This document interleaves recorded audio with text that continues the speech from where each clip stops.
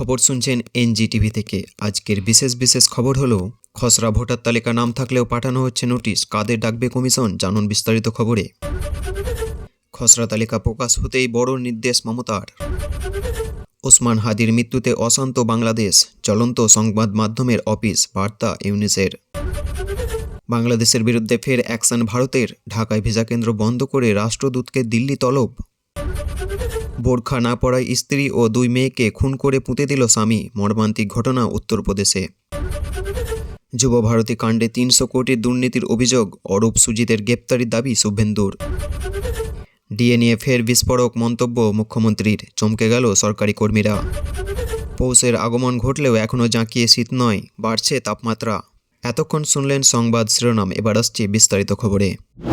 ফের অশান্ত বাংলাদেশ, হাসিনা বিরোধী আন্দোলনের অন্যতম নেতা ওসমান হাদির মৃত্যুতে অগ্নিগর্ভ বাংলাদেশের রাজধানী ঢাকা। জাতির উদ্দেশ্য ভাষণে দোষী গ্রেপ্তারে প্রতিশ্রুতি ইউনিসের। শনিবার বাংলাদেশে পালন করা হবে রাষ্ট্রীয় শোক। এদিকে হাদির মৃত্যুর খবর ছড়িয়ে পড়তে বাংলাদেশের ঢাকা শহবাগ সহ একাধিক জায়গায় বিক্ষোভ, অবস্থান কর্মসূচি শুরু হয়। বাদ যায়নি সংবাদপত্রের অফিসগুলো। ক্ষুব্ধ জনতার ন্যায়ের দাবিতে ভাঙচুর শুরু করে। উল্লেখ্য, গত শুক্রবার ঢাকার জনবহুল এলাকায় নির্বাচনী প্রচার করার সময় প্রকাশ্য সভায় গুলিবিদ্ধ হন বাংলাদেশের ইনকলাব মঞ্চের মুখপাত্র ওরফে আগস্টে ছাত্র আন্দোলনের অন্যতম মুখশরীফ ওসমান হাদি। অবস্থা অত্যন্ত সংকটজনক থাকায় তড়িঘড়ি গত সোমবার অন্তর্বর্তীকালীন সরকারের উন্নত চিকিৎসার জন্য হাদিকে একটি এয়ার অ্যাম্বুলেন্সে সিঙ্গাপুরে পাঠায়, কিন্তু ট্রিটমেন্ট করা হলেও সেখানে তিনি মারা যান। গতকাল অর্থাৎ বৃহস্পতিবার রাতে জাতির উদ্দেশ্যে টিভিতে সম্প্রচারিত এক ভাষণে প্রধান উপদেষ্টা ইউনুস হাদির মৃত্যুর কথা ঘোষণা করেন এবং তার হত্যাকারীদের দ্রুত গ্রেপ্তারের প্রতিশ্রুতি দেন। আর তাতে জ্বলে ওঠে বাংলাদেশ। লাগাম ছাড়া অশান্তি ছড়িয়ে পড়ে দিকে দিকে, এমনকি চারিদিকে অগ্নিসংযোগের ঘটনাও ঘটেছে। জানা গিয়েছে, ঢাকাসহ বিভিন্ন শহরে রাতভর তাণ্ডব করছে ওসমানপন্থীরা। বাংলার সরকারি কর্মীদের বকেয়া ডিএ নিয়ে নিজেদের অবস্থান স্পষ্ট করলেন মুখ্যমন্ত্রী মমতা বন্দ্যোপাধ্যায়। নতুন করে পঞ্চম বেতন পেয়ে কমিশন আওতা থাকায় বকেয়া ভাতা নিয়ে নতুন করে মুখ্যমন্ত্রী যা বললেন তা শুনে অবাক হবেন আপনিও। মন ভাঙতে পারে অপেক্ষা করে থাকা লক্ষ লক্ষ সরকারি কর্মীর। গত সেপ্টেম্বর মাসে ডিএ মামলার শেষ শুনানি হয়। এখন সুপ্রিম কোর্টের চূড়ান্ত রায়দান কবে হবে সেটার অপেক্ষা করছেন কর্মীরা। মুখ্যমন্ত্রী বলেন, ডিএ দেওয়ার ম্যান্ডেটারি না হলেও আমরা প্রতি বছর 18% হারে ডিএ দিই। এদিকে শিল্প বিনিয়োগ নিয়ে আলোচনা চলাকালীন হঠাৎ করে কেন ডিএ প্রসঙ্গ উঠল সেটাই ভাবাচ্ছে সকলকে। কর্মী মহল থেকে শুরু করেছে সর্বত্রই শুরু হয়েছে আলোচনা। কর্মচারী সংগঠনগুলি একাংশের মতে এই বক্তব্যের রাজনৈতিক এবং প্রশাসনিক তাৎপর্য উপেক্ষা করা যাচ্ছে না। 19শে ডিসেম্বরের মধ্যে যদি ডিএ মামলা রায়দান না হয় তাহলে 2025 সালে আর হবে না শুনানি। পরবর্তী শুনানি 2026 সাল অবধি গড়াতে পারে, কারণ সুপ্রিম কোর্টে দীর্ঘ শীতকালীন ছুটি শুরু করতে চলেছে। জানা গিয়েছে 20 থেকে 21শে ডিসেম্বর শনিবার ও রবিবার আদালত বন্ধ থাকবে। এছাড়াও 22শে ডিসেম্বর থেকে 2 জানুয়ারি অবধি শীর্ষ আদালতে শীতকালীন ছুটি থাকবে। 3 ও 4 জানুয়ারি আবার শনি ও রবিবার পড়ার ফলে কোর্ট বন্ধ থাকবে। এরপরে 5 জানুয়ারি সুপ্রিম কোর্ট পুনরায় চালু হবে। বিশেষজ্ঞদের মতে, যদি এই সপ্তাহের মধ্যে রায় প্রদান না করা হয় তাহলে মাননীয় বিচারকরা শীতকালীন ছুটির সময় রায় লেখার কাজ সম্পূর্ণ করতে পারেন। নিউ টাউনের বস্তিতে বিধ্বংসী আগুন লাগার পর এবার কাঁকুড়িগাছিতে ঘটল ভয়ঙ্কর এক দুর্ঘটনা।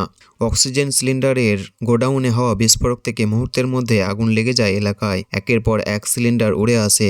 2 কিলোমিটার দূরেও বিস্ফোরণের শব্দ শোনা যাচ্ছিল। রাত 2:30 থেকে টানা বিস্ফোরকের জোরে আতঙ্কিত হয়ে পড়ে এলাকাবাসী। শেষে দমকল বাহিনী আসলে কোনো রকমে আগুন নিয়ন্ত্রণে নিয়ে আসা হয়। এখনও পর্যন্ত হতাহতের কোনো খবর পাওয়া যায়নি। রিপোর্ট মোতাবেক গতকাল অর্থাৎ বুধবার রাতে নিউ টাউনে ইকো পার্কের কাছে ঝুপড়িতে আচমকা দাউ দাউ করে আগুন জ্বলতে থাকে। নিমেষে কালো ধোঁয়ায় ঢেকে যায় গোটা এলাকা। একের পর এক সিলিন্ডার বিস্ফোরণে আগুনের তীব্রতা ক্রমশ বাড়তে থাকে। সঙ্গে সঙ্গে প্রথমে 4টি এবং পরে আরও 6টি দমকল ইঞ্জিন ঘটনাস্থলে পৌঁছায়। তবে ঘনবসতি হওয়ায় আগুন নেভানোর কাজ শুরু করতে যথেষ্ট বেগ পেতে হয় দলকর্মীদের। এদিকে ওই একই সময়ে তিলোত্তমার বুকে কাঁকুড়গাছি লোহাপাট্টি এলাকায় অক্সিজেন সিলিন্ডার একটি গোডাউনে ভয়াবহ আগুন লেগে যায়। তারপরে রণক্ষেত্রের চেহারা নিল গোটা অঞ্চল। বিস্ফোরণের তীব্রতা এতটাই ছিল যে প্রায় 2 কিলোমিটার দূর থেকেও শব্দ শোনা যাচ্ছিল। জানা গিয়েছে, কাঁকুড়গাছি লোহাপাট্টি 150 ঘোষবাগান লেনে রয়েছে একটি মেডিকেল অক্সিজেনের সিলিন্ডারের গোডাউন। সেখানেই ভয়াবহ আগুন লেগে যায়। স্থানীয় বাসিন্দারা রাত 2:30 নাগাদ বিস্ফোরকের শব্দ শুনতে পান। তারা বেরিয়ে দেখেন এলাকার অক্সিজেন সিলিন্ডারে গোডাউনে বিধ্বংসী আগুন লেগেছে। একের পর এক সিলিন্ডার ফাটার আওয়াজ আসছে। প্রায় 20 থেকে 25 মিনিট ধরে টানা বিস্ফোরণের শব্দ শোনা যায়।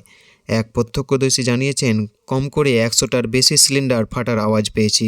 মনে হচ্ছিল যেন যুদ্ধ শুরু হয়ে গিয়েছে। কয়েকশো মিটার দূরে একটি বাড়িতে উড়ে পড়েছে একটি সিলিন্ডার। রাস্তার উপরও ছিটকে পড়েছে জ্বলন্ত সিলিন্ডার।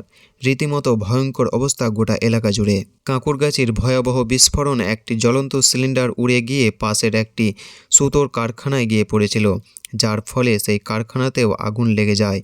এরপর দমকল বাহিনীকে খবর দেওয়া হলে দ্রুত ঘটনাস্থলে এসে পৌঁছায় তারা। একে একে মোট 15টি ইঞ্জিন আগুন নেভানোর কাজে নামে। সঙ্গে যোগ দেয় বিপর্যয় মোকাবিলা বাহিনী। টানা কয়েক ঘন্টার চেষ্টায় ভোরের দিকে আগুন নিয়ন্ত্রণে আসে। আগুন নেভার পরে দেখা যায় দোকানের চাল উড়ে গিয়েছে। স্থানীয় বিধায়ক সুপ্তি পাণ্ডে ঘটনাস্থলে এসেছেন। ওই গোডাউনে অগ্নি নিরাপত্তা ব্যবস্থা ছিল কি না তা খতিয়ে দেখা হচ্ছে। তবে এই অগ্নিকাণ্ডে এখনও পর্যন্ত হতাহতের কোনো খবর মেলেনি বলে জানিয়েছে প্রশাসন। এতক্ষণ শুনলেন বিস্তারিত খবর। আজকের মতো খবর এখানেই শেষ হলো। ধন্যবাদ।